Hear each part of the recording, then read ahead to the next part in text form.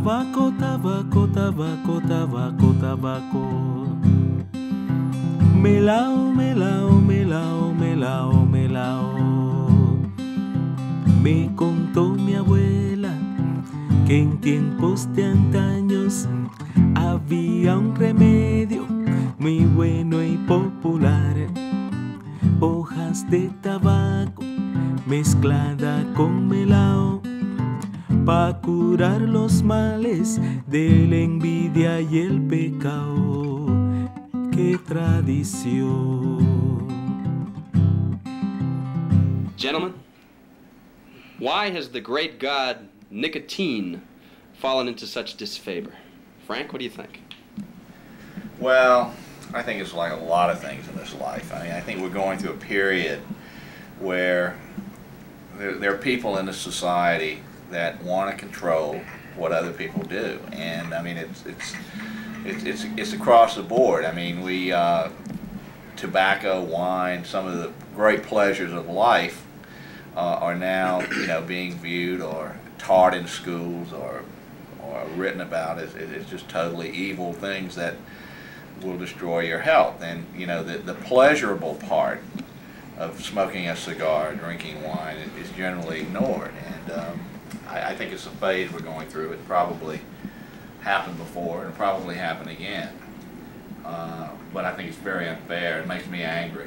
Makes you angry? You don't want to make this man angry. It's a mistake. No, it does. I mean, I think it's very unfair to place absurdly high taxes on something like a cigar or something like wine. I mean, I'm not saying I support the people that are getting themselves into great trouble drinking too much or killing themselves smoking, but I think there is a difference between enjoying something like a fine cigar and it being a health hazard that's going to do you in just for looking at it almost.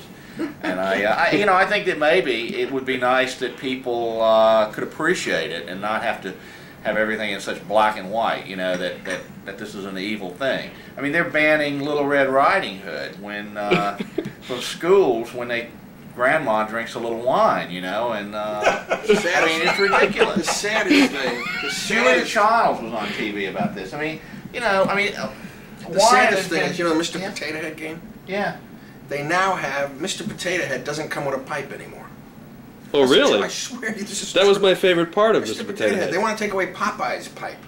If you look at contemporary photos of listen to me, photos.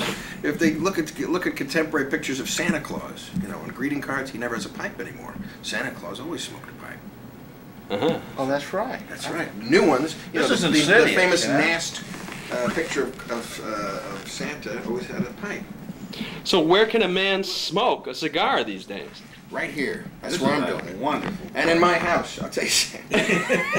And you can come over my house and smoke a cigar anytime. We had a woman, some friends were over for dinner, and this is hilarious. We had a wonderful dinner in the dining room. After dinner, I excuse myself. I go into my den, which is off the living room, and I sit down and I take out a nice cigar, and I enjoy a nice cigar, and I had brandy for everyone. And the woman who was our guest comes into my den and sits down and says, "Would you mind putting that thing out?" Oh my God! This is the truth. In your own den? In my own den, in my own house. She's our guest for dinner. Well, you know what I did? I said, "Lady, let me tell you something. There's only one thing that's getting put out right now, and that's you. Get out of here." Good for you. Good for you. I threw her out of the house. Whoa! Now you're bucking a trend. Well, no, it's my house and my den. Nobody's going to come into my house and tell me I can't smoke a cigar. Not if, especially after I excuse myself to the den. I have children. I don't smoke cigars around the children, because unless it's well ventilated, I believe in being a courteous smoker. Mm-hmm. I don't know of anybody who's a smoker who enjoys fine cigars who is trying to hurt anyone else. They just want to be free to enjoy what they enjoy. Am I right? Well, I think there's a public health aspect here, and of course that's been widely played. The impact of smoking, inside slipstream smoking or whatever it is on people. But I think the issue depends on the relative health hazards of different types of smoke, and we know this is true. And it has to do, you know, with the temperature of combustion of the material. And that's why cigarettes are so extremely hazardous, because you make a number of really scary biochemicals in combusted cigarette smoke. I don't think that's the case of either cigars or pipes, which combust at very much lower temperatures. I think it's unfair to discriminate against cigars and pipe, but in a private area. I mean, if you smoke a cigar in an airplane, it's pretty obvious. Oh yeah, well, you can't do that, you know. No, I don't. But in terms of health hazard, cigarettes are scary. I mean, compared to these, but nobody's really. Why do you think that is? Do you think it's because of the chemicals they mix in with the tobacco? Because of the chemicals that are that the paper is treated with? Why do you think that is? No, it has to do with the combustion of the tobacco. Yeah, so there are a lot of the chemicals. Right. This is pure tobacco. Right. A cigarette's got a lot of additives. Well, this is pure tobacco. A good cigar is pure tobacco. Yeah, the cheaper cigars. You walk into a drugstore. Oh, that's not. Yeah, that's not. That's something else. Same thing with pipes. Now you say pipes are an exception, but it depends on what kind of tobacco you put in the pipe. But it's a lower combustion. For instance, one of the metals that tends to accumulate in tobacco is cadmium, and cadmium's a highly toxic metal. Well, it's actually volatilized in a cigarette because of the high temperature. I mean, the burning ash of a cigarette is something around 1,400 degrees. It's hot. I mean, this only burns around 400 degrees or something like that, and consequently, these materials volatilize. Whereas in cadmium in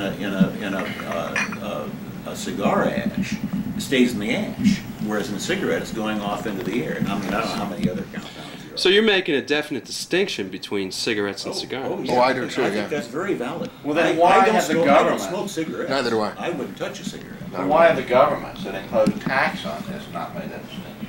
Well, that's a political. Look, that's a. Well, political there are decision. cigarette taxes. Well, but they apply to cigars. Taxes. Yeah. Oh, okay. Well, that. I don't know what the relative taxation is. Cigarettes, to me, I think are an abuse of tobacco. You said the goddess nicotine. Oh, Mr. Butts. She's a goddess. Mr. Butts. wait, I thought nicotine was a god. No, not Nick. Hey, Nick, come over here. No, it's not nicotine.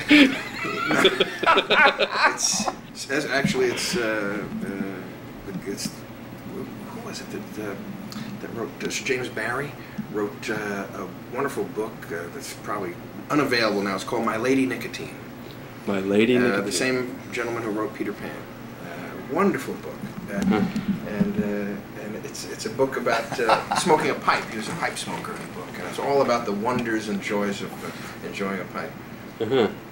Well, you know, I had an experience in 1985 to know Orson Welles and work with him, and this man was one of the most eloquent of the cigar smokers, and we would have lunch at Spago, and this is to show you how much things have changed in this restaurant, and this man would smoke at the end of every meal, and there was something not offensive about it. It was quite elegant to watch him light up and how he handled it, and no one ever complained. I mean, you know, it would have been like complaining to God for lighting up a cigar.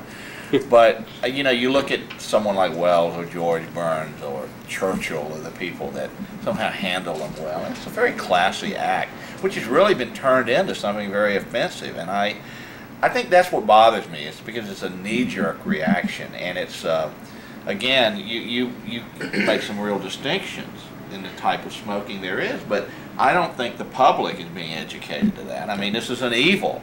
It's not something to enjoy, and I think that's the sad thing, is you get a generation to grow up and think this is something that's terrible for them. And it's just like drinking wine. I mean, there are people that, you know, that think it's got a medicinal kind of quality, but it certainly is something to enjoy, and it's a pleasure. It's not something to equate with drinking vodka or even beer. About wine is you can't equate a guy sitting in a gutter drinking Ripple or Thunderbird wine with someone enjoying a this is an art that people devote their lives to vintage making. wine with dinner. What's wrong with a nice glass of Ripple?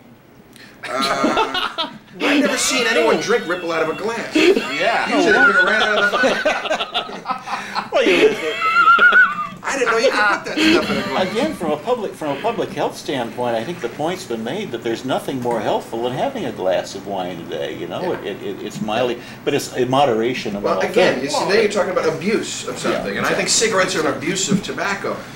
First of all, when you smoke a cigarette, you inhale it into your lungs. That's the way a cigarette is smoked. When you smoke a pipe or you smoke a cigar, you don't inhale. It's the taste, it's the aroma, the bouquet, it's all of those things. The tact. When you're smoking a pipe, it's also the tactone, the visual. A pipe really appeals to every one of the senses. You know, a fine pipe has beautiful grain and it appeals to the sight. It's a work of art. The pipe itself is a work of art. Well, it certainly is. Yeah, a real fine briar pipe is a work of art. There's an old saying that a cigarette is a smoke, a cigar is a pleasure, but a pipe is a companion. And a good pipe will last you your whole lifetime. You can pass it down to your children. I mean, and they'll enjoy it their whole lifetime. It's something that really lasts. Is this, if you look at the media now, you find that senators, congressmen, everyone is railing against tobacco. It's almost like a new prohibition is taking hold. That's exactly what it is. And why? Because it's a snowball effect. You know, you have some people who are very vocal, who decide that they're going to tell you what you can enjoy and what you can't enjoy. The most ludicrous thing is, I don't condone smoking cigarettes because, as I say, I think it's an abuse of tobacco. But if someone smokes cigarettes, that's their business. And there are companies now, corporations, who are firing people who smoke not on the job, who smoke at home. If you smoke at home, you will be fired if they find out about it.